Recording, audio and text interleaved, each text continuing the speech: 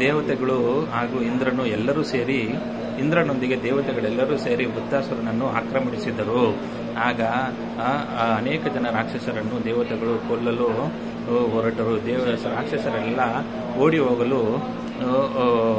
ಹೋದರು. ಅವರನ್ನು ಬೆನ್ನು ಹಟ್ಟಿ ದೇವತೆಗಳು ಸಹ ಅವರನ್ನು ಸಾಯಿಸಲು ಹೊರಟರು. ಆಗ ವೃತ್ತಾಸುರನು, ಎದುರುಗೆ ಇರುವ ನನ್ನನ್ನು ಬಿಟ್ಟು ಅವರನ್ನು ಏಕೆ ಕೊಲ್ಲುವಿರಿ, ನನ್ನನ್ನು ಬಂದು ಕೊಲ್ಲಿ ಎಂದು ವೃತ್ತಾಸುರನು ನನ್ನನ್ನು ಎದುರಿಸಿ ಎಂದು ವೃತ್ತಾಸುರನು ಕಿರಿಚಿದನು. ಆಗ ದೇವೇಂದ್ರನು ಎದುರಿಗೆ ಬರುತ್ತಾನೆ.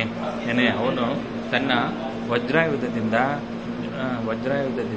ವೃತ್ತಾಸುರನ ಒಂದು ತೋಳನ್ನು ಕತ್ತರಿಸುತ್ತಾನೆ.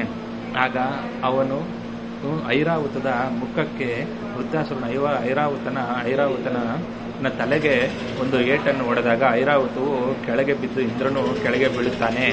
ಆಗ ವೃತ್ತಾಸುರನು ಮತ್ತೆ ವಜ್ರಾಯುಧನು ಎತ್ತಿಕೊಂಡು ದೇವೇಂದ್ರನಿಗೆ ಕೊಟ್ಟು, ದೇವೇಂದ್ರ, ಸೋಲು ಗೆಲುವು ನನ್ನಲ್ಲಿ ನಿನ್ನಲ್ಲಿ ಇಲ್ಲ, ಇದನ್ನು ದೈವ ನಿರ್ಧಾರ ಮಾಡುತ್ತಾನೆ, ಶ್ರೀಹರಿಯು ಅವನೇ ತೀರ್ಮಾನ ಮಾಡಲಿ ಯಾರು ಗೆಲ್ಲಬೇಕು ಎಂದು ಹೇಳುತ್ತಾನೆ.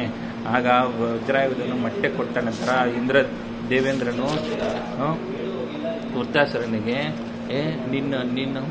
ನಿನ್ನ ದೈವ ಭಕ್ತ ವಿಶಿಷ್ಟವಾದದ್ದು ವೃತ್ತಾಸುರ, ನೀನು ಮಾಯೆಯನ್ನು ಗೆದ್ದವನು, ನಿನ್ನಿಷ್ಟದಂತೆ ವಜ್ರಾಯುಧವನ್ನು ಹೊಡೆಯಲು ನಾನು ಸಿದ್ಧನಿದ್ದೇನೆ ಎಂದು ಹೇಳಿ ಅವನ ಇನ್ನೊಂದು ತೋಳನ್ನು ಕತ್ತರಿಸುತ್ತಾನೆ. ಆಗ ವೃತ್ತಾಸುರನಿಗೆ ಕೋಪ ಬಂದು ಅವನು ತನ್ನ ಬಾಯಿಂದ ಅಗಲವಾಗಿ ಬಾಯನ್ನು ತೆಗೆದು ಐರಾವತದೊಂದಿಗೆ ಇಂದ್ರನನ್ನು ನುಂಗಿಬಿಡುತ್ತಾನೆ. ದೇವತೆಗಳೆಲ್ಲರೂ ಕಂಗಾಲಾಗುತ್ತಾರೆ. ಆಗ ತನ್ನ ಹರಿನಾಮದಿಂದ ದೇವೇಂದ್ರನು ವೃತ್ತಾಸುರನ ಹೊಟ್ಟೆಯಲ್ಲಿ ತಾನು ಹರಿನಾಮವನ್ನು ಮಾಡಿದಾಗ ವಜ್ರಾಯುಧವನ್ನು ಹಿಡಿದುಕೊಂಡು ದೇವೇಂದ್ರನು ವೃತ್ತಾಸುರನ ಹೊಟ್ಟೆಯನ್ನು ಸೀಳಿ ಹೊರಗೆ ಬರುತ್ತಾನೆ. ಆಗ ವೃತ್ತಾಸುರನು ತನ್ನ ಮರಣವನ್ನು ಹೊಂದಿ ಶ್ರೀಹರಿಯಲ್ಲಿ ಸೇರುತ್ತಾನೆ. ಈ ರೀತಿಯಾಗಿ ದೇವೇಂದ್ರನು ವೃತ್ತಾಸುರನನ್ನು ಸಂಹಾರ ಮಾಡುತ್ತಾನೆ.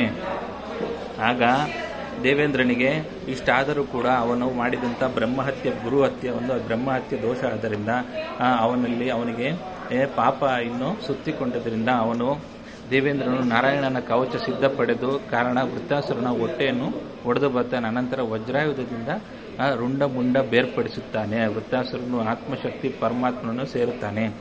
ದೇವತೆಗಳಿಗೆ ಜಯವಾಗುತ್ತದೆ. ಆದರೆ ದೇವೇಂದ್ರನಿಗೆ ಬ್ರಹ್ಮಹತ್ಯೆ ದೋಷ ಬಂದಿತು. ಪಾಪವು ಮುದುಕಿಯ ರೂಪದಿಂದ ಇಂದ್ರನನ್ನು ಹುಡುಕಿ ಬಂದಿತು.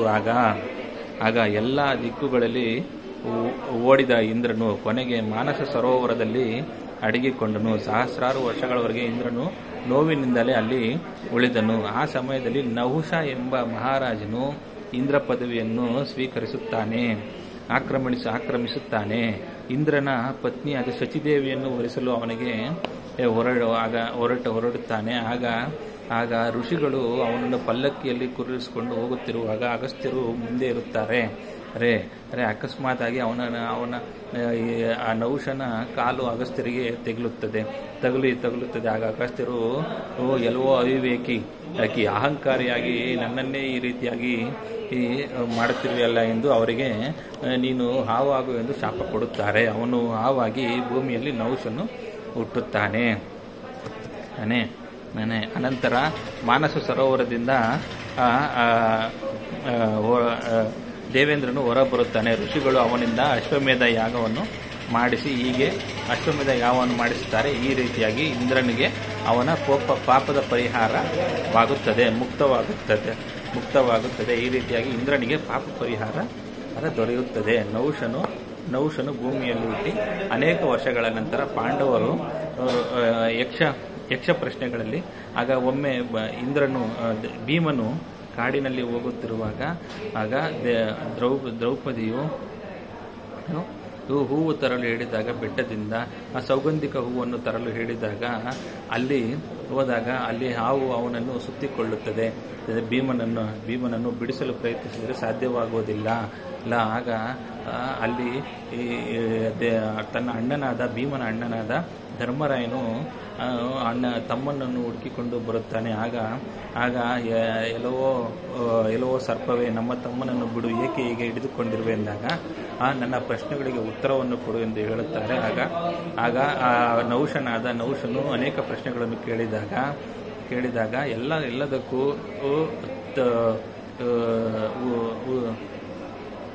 ಧರ್ಮರಾಯನು ಉತ್ತರವನ್ನು ಕೊಡುತ್ತಾನೆ. ಆಗ ನಹುಷನು ತನ್ನ ರೂಪವನ್ನು ಹೊಂದಿ ಅವನ ಪಾಪವು ಆಗ ಪರಿಹಾರವಾಗಿ ಅವನು ದೈವತ್ವದಲ್ಲಿ ಸೇರುತ್ತಾನೆ. ಈ ರೀತಿಯಾಗಿ ಇಂದ್ರನಿಗೆ ಪಾಪ ಪರಿಹಾರವಾಗುತ್ತದೆ. ನಹುಷನಿಗೂ ಮಹಾಭಾರತದಲ್ಲಿ ಧರ್ಮರಾಯನಿಂದ, ತನ್ನ ಮೊಮ್ಮಗನೇ ಆದ ಧರ್ಮರಾಯನಿಂದ ಪಾಪವನ್ನು ಪಾಪದ ಹೊರೆಯಿಂದ ಹೊರಗೆ ಬರುತ್ತಾರೆ, ಮುಕ್ತಿಯನ್ನು ಪಡೆಯುತ್ತಾರೆ. ಧನ್ಯವಾದಗಳು.